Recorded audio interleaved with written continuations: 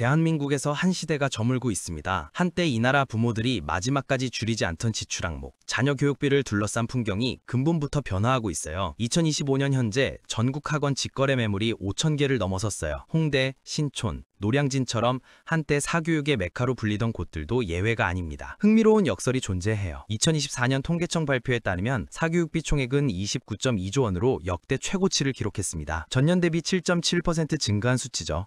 학생 1인당 월 평균 사교육비도 47만 4천 원으로 사상 최고예요. 그런데 정작 학원들은 줄줄이 문을 닫고 있어요. 돈은 역대 최고로 많이 쓰이는데 학원은 망하고 있습니다. 이 모순을 이해하려면 숫자 뒤에 숨은 구조를 봐야 해요. 사교육비 증가의 실체는 양극화예요. 강남 일부 프리미엄 학원의 폭발적 성장과 전국 동네 학원의 대규모 폐업이 동시에 진행되고 있는 거죠. 평균값은 올라갔지만 그 평균 안에서 중간이 사라지고 극단만 남았어요. 그 과정을 알아보겠습니다. 본격적인 이야기 시작 전에 구독과 좋아요 한 번씩 꾹 눌러주시면 영상 제작에 정말 큰 힘이 됩니다. 시작은 학생 수 감소입니다. 서울의 초중고 학생 수를 보면 명확해요.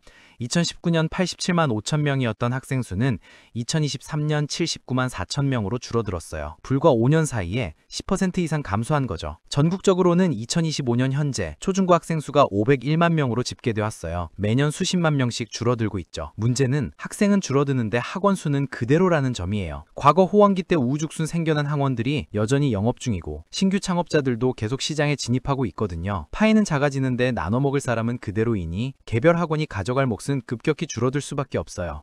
한 학원 원장의 증언이 상황을 압축해요. 5년 전에는 한 반에 20명씩 찾는데 지금은 10명 채우기도 힘듭니다. 등록생이 절반으로 줄었다는 이야기죠. 더 큰 문제는 앞으로예요. 저출산이 가속화되면서 학령 인구는 매년 더 빠른 속도로 감소할 것으로 예상돼요. 2030년이 되면 지금보다 학생 수가 30% 이상 줄어들 것이라는 전망도 나옵니다. 출산율이 극적으로 반등하지 않는 한 이 추세는 되돌릴 수 없어요. 학원 시장의 구조적 축소는 이미 정해진 미래예요. 그런데 왜 사교육비 총액은 늘어났을까요? 답은 단가 상승과 극단적 양극화에 있어요. 고소득층은 더 비싼 학원으로 이동했어요. 월 소득 800만 원 이상 가구의 학생 1인당 사교육비는 67만 6천 원이에요. 이들은 강남 대치동과 서초동의 프리미엄 학원에 집중되어 있죠. 대치동 일부 학원은 여전히 만석이에요. 연간 등록비가 5천만 원을 넘어도 대기자 명단은 줄어들지 않아요. 1대1 맞춤 관리, 해외 유학 큰 세팅, 수시 전략까지 제공하는 이곳 학원들은 오히려 가격을 더 올리며 희소성을 강조하고 있어요. 한 대치동 학원 원장은 우리는 학생이 부족한 게 아니라 강의실이 부족하다며 추가 분원 개설을 검토 중이라고 밝혔습니다. 반면 전국의 동네 학원들은 생존 자체가 불가능해지고 있어요. 학생 수는 줄어드는데 학원 간 가격 경쟁은 치열해졌거든요. 부모들의 지갑이 얇아지면서 가격 민감도가 높아졌고 조금이라도 저렴한 곳을 찾아 학원을 옮기는 일이 잦아졌어요. 과거에는 한 번 등록한 학원을 수년간 다니는 것이 일반적이었지만 이제는 학기마다 학원을 바꾸는 학생들이 늘어나고 있죠. 중소학원 입장에서는 재등록률 하락이 치명타예요. 신규 학생 유치도 어렵고 기존 학생 유지도 어려운 이중고에 빠진 거예요. 코로나 팬데믹 이후 잠깐의 회복기가 있었어요. 온라인 수업에 지친 학생들이 다시 오프라인 학원으로 돌아왔고 업계는 안도의 한숨을 쉬었죠. 2023년 상반기만 해도 학원 등록률이 팬데믹 이전 수준으로 회복되는 듯 보였어요. 그러나 그 희망은 1년도 채 가지 못했어요. 2024년 봄부터 학원 매출이 급감하기 시작했어요. 개별 학원의 문제가 아니라 업계 전체의 현상이었고 지역과 규모를 가리지 않았죠. 2025년에 들어서는 감소세가 더욱 가속화되었어요. 이제 학원업계 종사자들조차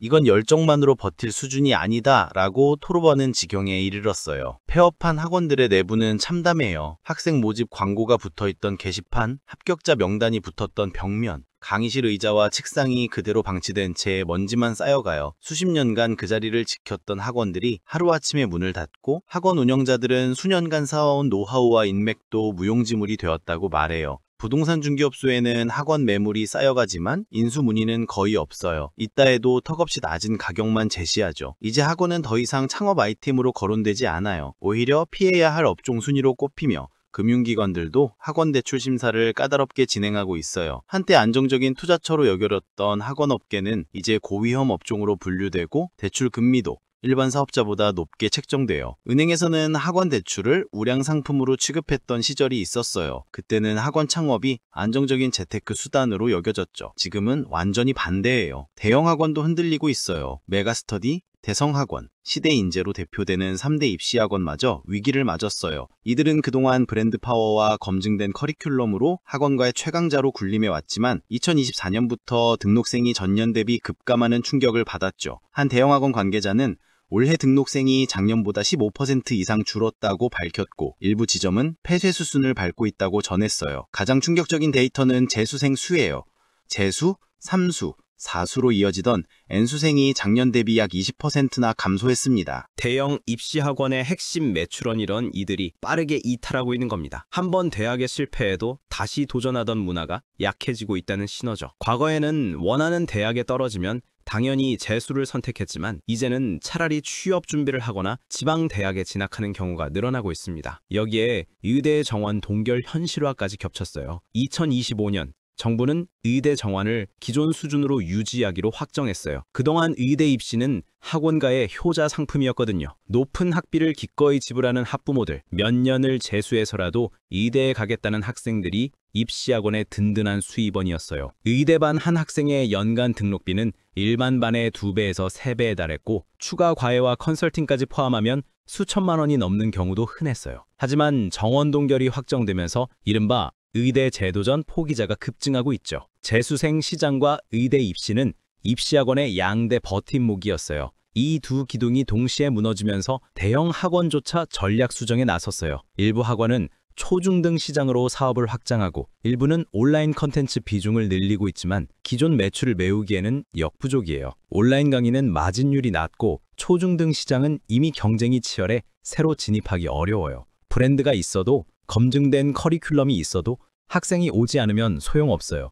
대형 학원의 흔들림은 학원 업계 전체에 공포로 다가오고 있어요. 거인이 무너지면 그 아래에 있던 중소학원들은 더 빠르게 쓸려갈 것이 분명하기 때문이죠. 업계의 관계자들은 이제 살아남는 것이 목표라고 말하며 확장이나 투자는 꿈도 꾸지 않는다고 털어놔요. 학원 강사들의 처지도 악화되고 있어요. 많은 학원이 강사에게 월급을 주는 것이 아니라 수업료 수당, 즉 매출 배분 구조로 운영되거든요. 학생이 많이 등록하면 월 300만 원에서 400만 원을 벌 수 있지만 학생이 줄면 월 150만 원도 못 버는 경우가 허다해요. 한 학원 강사는 작년에는 월 평균 350만 원을 벌었는데 올해는 200만 원도 안 된다며 하소연해요. 더 큰 문제는 계절별 편차예요. 방학 시즌에는 특강과 집중 수업으로 수입이 2배 이상 늘어나지만 학기 중에는 수입이 반으로 줄어들어요. 고정 지출인 월세, 관리비, 생활비는 그대로인데 수입만 들쭉날쭉하니 강사들은 대출로 생활비를 메우는 악순환에 빠져요. 여름방학 때 번 돈으로 1학기 적자를 메우고 겨울방학 때 번 돈으로 2학기 적자를 메우는 시기죠. 하지만 학생 수 자체가 감소하면서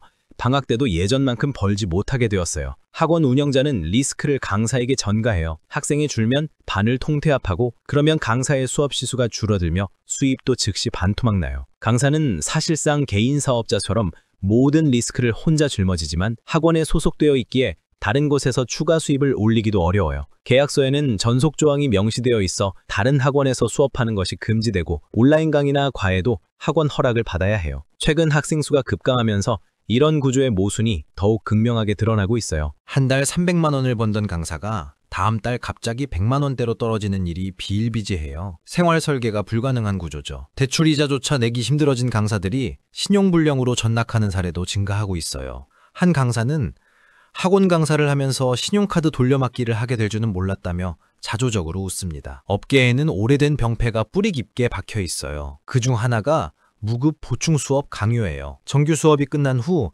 학생들에게 추가로 무료 보충 수업을 제공하라는 압박이 일상적으로 이루어지고 강사는 이를 거부하기 어려워요.